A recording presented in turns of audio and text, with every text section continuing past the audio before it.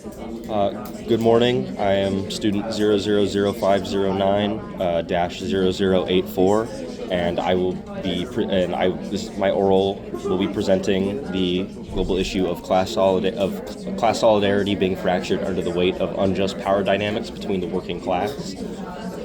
This is a topic that has had a lot of debate, especially in a lot of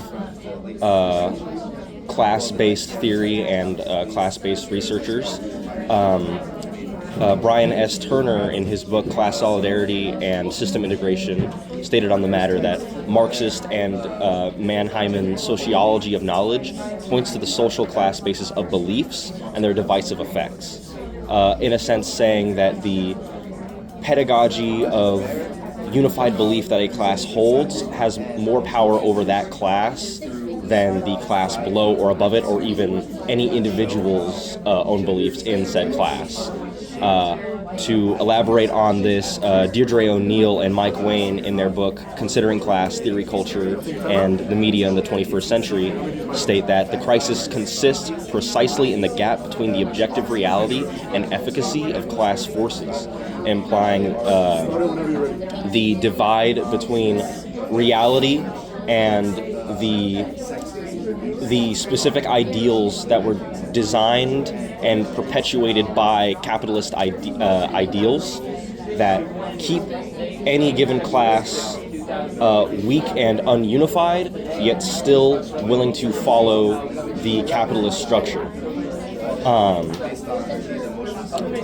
In Gwendolyn Brooks' Ballad of Rudolph Reed and Ivan Bogdanov's 1893 painting Newbie, they display how the abusive power dynamics and those beliefs in corporate society that spur misinformation, how they corrupt class solidarity through realism, revealing that the division between the working class is caused by a corrupt pedagogy of systemic ideals.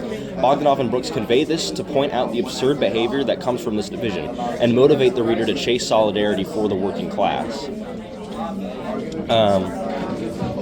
For starters, Ivan Bogdanov's 1893 realistic painting Newbie portrays a young boy, a child laborer, who is barefooted and sobbing towards a drunken employer who is an adult man leaning on a chair with a worker in the background.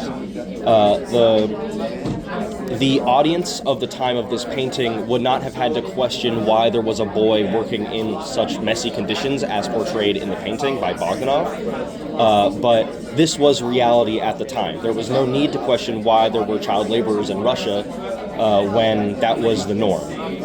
So Bogdanov, painting this picture, confronts us with that idea and makes the reader makes the viewer question whether that is moral or just.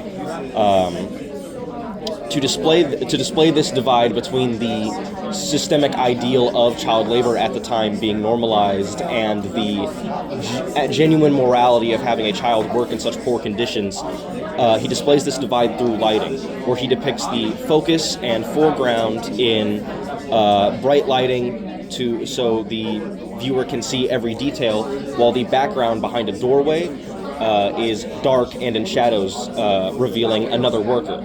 Bogdanov wants us to question why this other worker is left in the dark. Perhaps he leaves himself in the dark metaphorically to the conflict and wrongdoings of child labor to keep his job. He does not confront the employer in the foreground because he wants to keep his job, is the general conclusion that Bogdanov wants us to draw from. Furthermore, there is also a use of visual metaphor. For example, the child is barefooted, implying that he is less fortunate than other children, less fortunate than this man. He is not given proper conditions. He is marginalized in a sense, even though, because they're working together, they are of the same class. This boy and this employer is scalding the boy because of some sense of hierarchy, some sense of superiority that is so applicable in capitalist forces, where this boy is marginalized against, much like Rudolph Reed in Gwendolyn Brooks' Ballad of Rudolph Reed. Furthermore, this man is depicted as drunk and almost sleeping with a bottle of alcohol next to him, which is a metaphor for being drunk off power. Even though they're of the same class, he takes whatever little ounce of superiority he has over his fellow members of his class to feel more important, as the tantalizing nature of capitalism is to climb said ladder and become more wealthy, more important. This is represented symbolically through the positioning of the painting, where the man's head and the boy's head are almost at the same height because the man is sitting down, leaning against the wall, in a sense, leaning against these capitalist structures that keep them equal, and yet he takes superiority over the marginalized boy, this marginalized group, due to the inherent sense of superiority spurred by capitalism. This boy is clearly disillusioned. He doesn't want to be here. The title newbie does not just imply that he is new to his job, but new to life, and is unable to live it because these class forces dictate that impoverished families need to send their children to work. This sentiment is shared, reflected, and expanded upon by Terry Boswell et al. In the book Racial Competition and Class Solidarity, where he states that as workers battled collectively to secure decent wages, safe working conditions, and even the right to unionize, the contours of their struggle were frequently etched in racial terms. Contrastingly to the painting, where it depicts two Russian males, Terry Boswell points out the aspect of race and goads the viewer to make a connection between the marginalized youth and their disillusionment with the disillusionment and marginalization of minorities in any capitalist society. Gwendolyn Brooks does this well by conveying a similar juxtaposition and contrast that Ivan Bogdanov does in his painting with dark and light, of course being the darker skin of Rudolph Reed and his family, described as by Oken, and the white neighborhood that Rudolph Reed moves into. This divide is seeped in racial conflict that points out the absurdity of the corrupt pedagogy of racism, Jim Crow laws, segregation, etc., which enter society and culture through corporate frustration, and in the same way that the employer in the painting, although they are of the same class, puts his frustrations onto the boy, the white neighborhood puts their frustrations onto Rudolph Reed and his family. For example, Brooks's use of diction is also juxtaposed with an earlier sense of childlike innocence and happiness, while the latter half of the book, while the later portions of the poem are seeped in an almost animalistic carnal diction, where the idea that, similarly to Bogdanov with the child being less wealthy than the man, the white neighborhood sees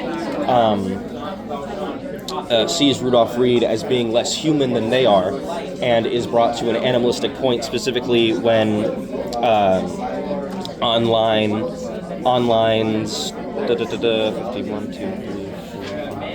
4, 6, and 56, where it states that Rudolph Reed was no longer thinking, and earlier says ran like a mad thing into the night, describing him as less of a man and more of the ideal that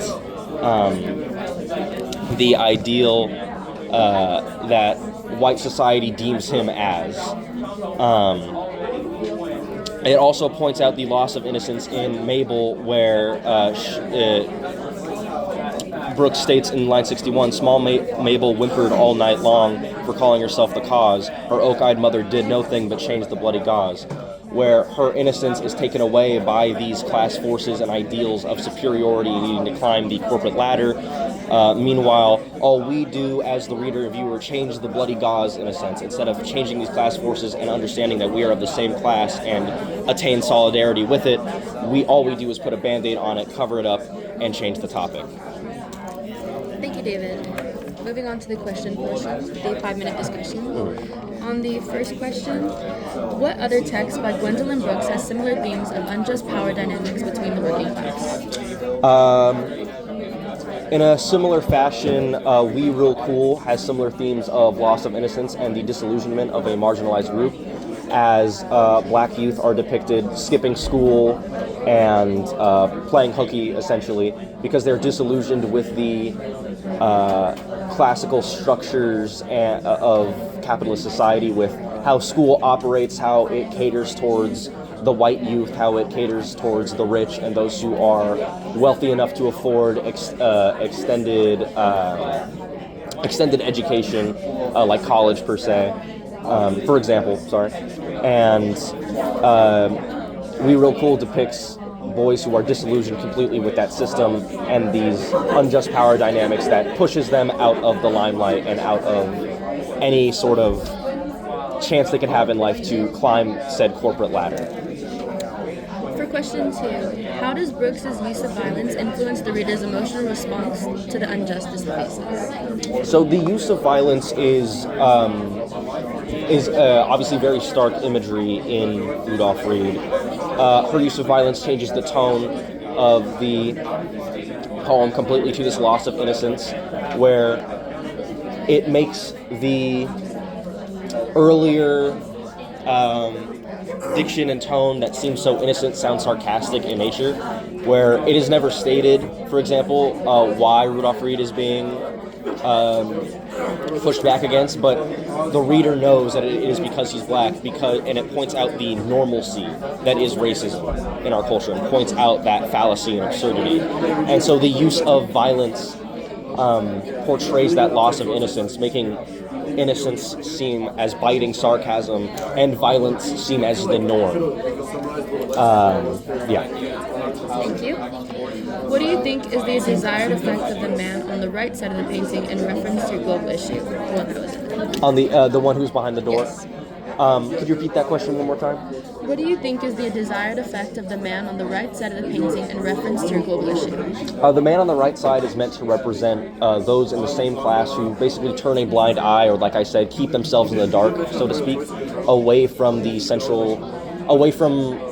inter-class conflicts, right? To possibly to keep their job, to keep out of trouble, etc. Right? Like that one. I'm sorry. That one Terry Boswell quote: "Workers battle collectively to secure decent wages, safe working conditions, and even the right to unionize." They keep out of the way to keep their position amongst their own class, right? The conflict of both Newby and the Ballad of Rudolph Reed is a meaningless conflict that only benefits the capitalist structures, right? Pushing Rudolph Reed out of the white neighborhood does not benefit any white man, and scalding the boy for being a boy and working in the system that he should not be working in doesn't benefit anyone in that situation, except the perpetuated idea that more young boys working in these harsh conditions puts more money into the economy, right?